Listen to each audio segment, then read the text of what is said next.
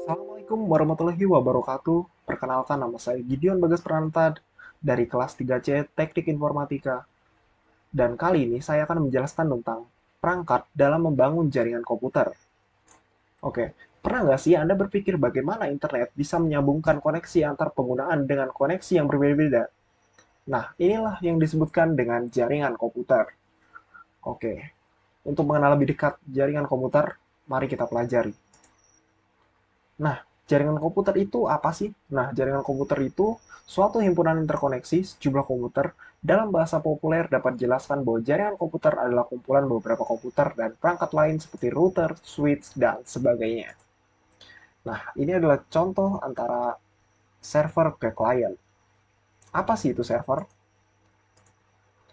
Nah, server ini adalah sebuah perangkat keras untuk menyimpan sebuah data dalam jumlah yang besar dan bertanggung jawab dalam mengelola data dan manajemen data.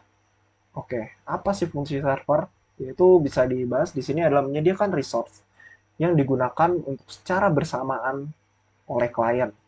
Bertanggung jawab mengatur lalu lintas data, dapat menyimpan file, data untuk diakses bersama menggunakan file sharing. Jadi eh, untuk klien bisa saling bertukar data.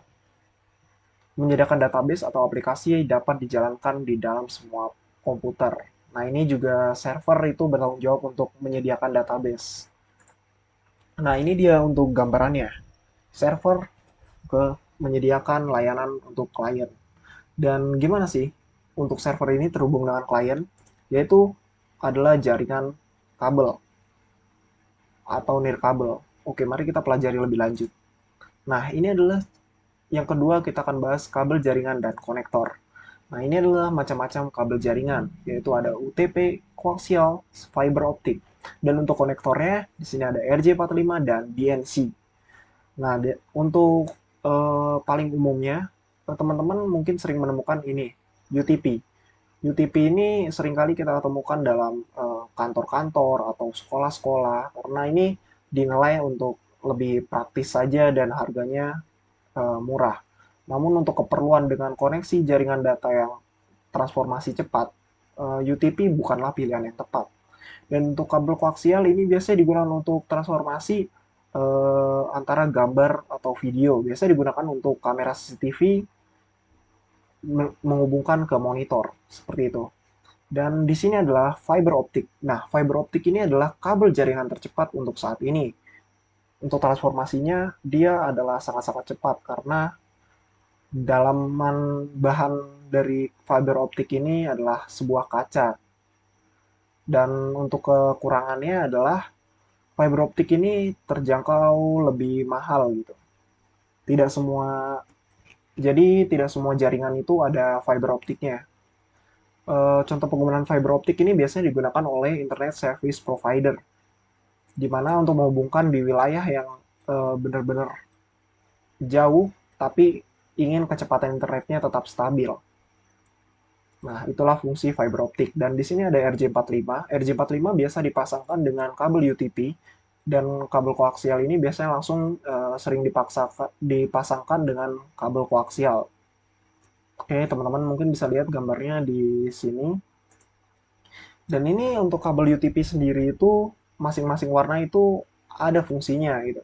Untuk orange dan putih oranye itu untuk media penghantar paket data. Untuk hijau itu juga sama untuk media penghantar paket data, dan warna biru itu berfungsi sebagai paket suara.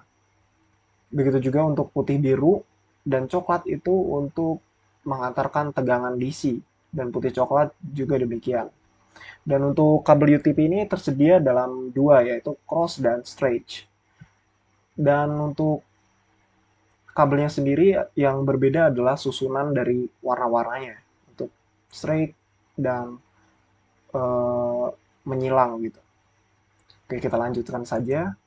Yang ketiga adalah switch. Nah, switch adalah perangkat keras jaringan yang berfungsi untuk memecah jaringan dari suatu server menjadi beberapa klien dalam jaringan lokal, yang biasa port yang tersedia pada switch kecepatan 4, 8, 16, dan 32, dan seterusnya.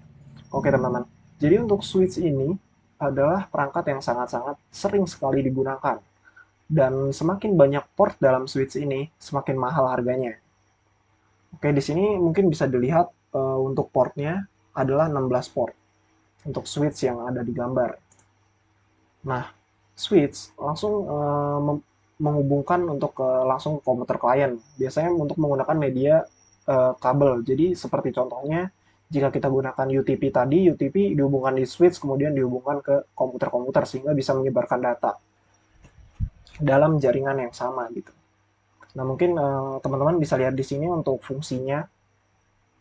Dan kita lanjutkan ke router. Nah, router ini adalah perangkat keras yang dipakai untuk menghubungkan beberapa jaringan, baik itu jaringan yang sama atau juga jaringan yang berbeda. Berbeda dengan switch yang tadi, switch hanya digunakan untuk jaringan yang sama saja, tidak bisa digunakan untuk jaringan yang berbeda. Namun untuk jaringan yang berbeda itu perlu yang ada yang namanya router. Router mengkonfigurasikan antara dua switch dan menggabungkan ke dalam satu jaringan yang sama. Kita memerlukan sebuah router dan kemudian disebarkan oleh switch ke dalam klien-kliennya nanti. Oke, ini untuk router dan ini adalah access point. Nah, access point sendiri itu memiliki fungsi untuk mentransmisikan sinyal wireless. Oke, untuk mungkin untuk teman-teman access point ini paling sering ditemukan gitu. Apalagi sekarang zamannya transformasi digital. Kita pasti pernah menggunakan access point ini, yaitu yang teman-teman biasa sebut dengan WiFi. Nah, kita bisa biasanya menghubungkan WiFi ini dengan komputer, laptop, atau iPad kita, atau tablet mungkin. Bahkan tak jarang juga untuk komputer, itu juga bisa dihubungkan dengan WiFi gitu. Karena seorang pemiliknya biasanya tidak ingin menyambungkannya dengan kabel, tidak pengen ribet dengan kabel gitu. Jadi pengennya dengan WiFi agar lebih rapi. Namun kekurangannya untuk sebuah komputer, komputer kan menetap di sebuah tempat saja gitu, tidak berpindah-pindah. Nah itu tuh untuk jaringannya tidak terlalu stabil gitu. Karena access point ini itu lebih diperuntukkan oleh alat-alat yang sekiranya berpindah-pindah gitu. Untuk seperti handphone atau iPad gitu. Itu adalah perangkat yang berpindah-pindah. Oke, mari kita lanjut. Dan yang ketujuh adalah modem. Nah, ini modem mungkin teman-teman itu sekarang sudah jarang banget nemuinnya. Yaitu modem itu adalah perangkat keras jaringan yang memiliki sinyal digital sinyal analog menjadi digital sebaiknya. Sekarang modem USB ini mudah digunakan. Dulunya modem menggunakan koneksi dial-up. Jadi mungkin teman-teman pernah menemukan modem-modem yang difungsikan biasanya ada kartu dan dihubungkan dengan modem. Biasanya untuk modem ini kekurangannya adalah untuk biayanya relatif mahal. Jadi untuk sekarang-sekarang itu sangat jarang digunakan. Karena lebih praktis WiFi atau hotspot dari handphone. Itu sangat-sangat mudah daripada menggunakan sebuah modem. Dan yang ke-8 adalah repeater. Nah, ini mungkin teman-teman adalah solusi dari ketika kita mempunyai uh, WiFi tapi jangkauannya tidak terlalu luas dan dihadirkanlah sebuah repeater. Dan repeater ini adalah fungsinya untuk memperkuat sinyal WiFi kita. Jadi uh, menggunakan repeater ini sinyal yang lokasinya jauh itu bisa diperkuat gitu sehingga bisa jangkauannya dengan jarak yang lebih luas. Baik apalagi di sebuah rumah atau kantor itu biasanya terlalu banyak tembok.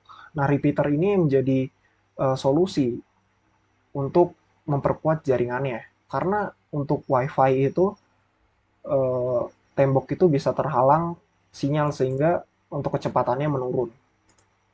Oke, mungkin untuk saya segitu aja yang bisa saya sampaikan. Mohon maaf atas kesalahan yang saya sampaikan. Bila ada pertanyaan, silakan hubungi email yang tertera di layar. Saya Gideon Bagas, terima kasih.